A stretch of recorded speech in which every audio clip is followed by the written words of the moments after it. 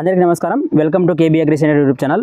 మనకు మిరపలో వచ్చేసి ప్రధానంగా ఈ తెల్లదోమ సమస్య అనేది ఎక్కువగా ఉంటుంది. సో మనకు వైరస్ అనేది వ్యాప్తి చెందడానికి కూడా కారణం వచ్చేసి కూడా ఈ తెల్లదోమ అనమాట. అంటే మనకు ఈ తెల్లదోమల ద్వారా మనకు వైరస్ అనేది మిరపలో ఎక్కువగా వ్యాప్తి చెందుతుంది. సో దీనిని కంట్రోల్ చేయడానికి, అంటే ఈ తెల్లదోమను కంట్రోల్ చేయడానికి నేను ది బెస్ట్ కొన్ని మందులు అయితే చెప్తాను.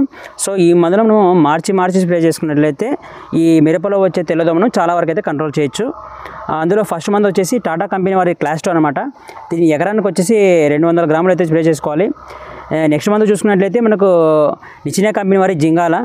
ఈ జింగాల మందు కూడా మనకు మిరపలో వచ్చే తెల్లదోమను కంట్రోల్ చేయడంలో చాలా సమర్థవంతంగా అయితే పనిచేస్తుంది. దీనిని కూడా మనం ఎకరానికి వచ్చేసి 200 గ్రాములు అయితే స్ప్రే చేసుకోవాలి.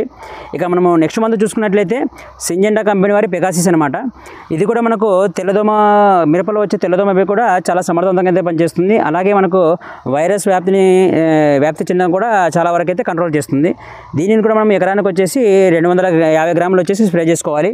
మనం ఇక నెక్స్ట్ మందు చూసుకున్నట్లయితే మనకు జిఎస్పి కంపెనీ వారి SLR 525 అనే మందు.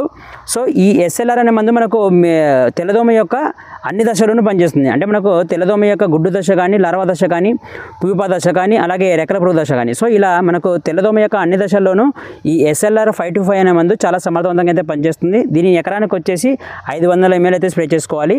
సో ఇప్పుడు నేను ఈ చెప్పిన మందులను మనం మార్చి స్ప్రే చేసుకున్నట్లయితే మనకు మిరప పంటలో వచ్చే తెల్లదోమను 90% వరకు అయితే కంట్రోల్ చేయొచ్చు.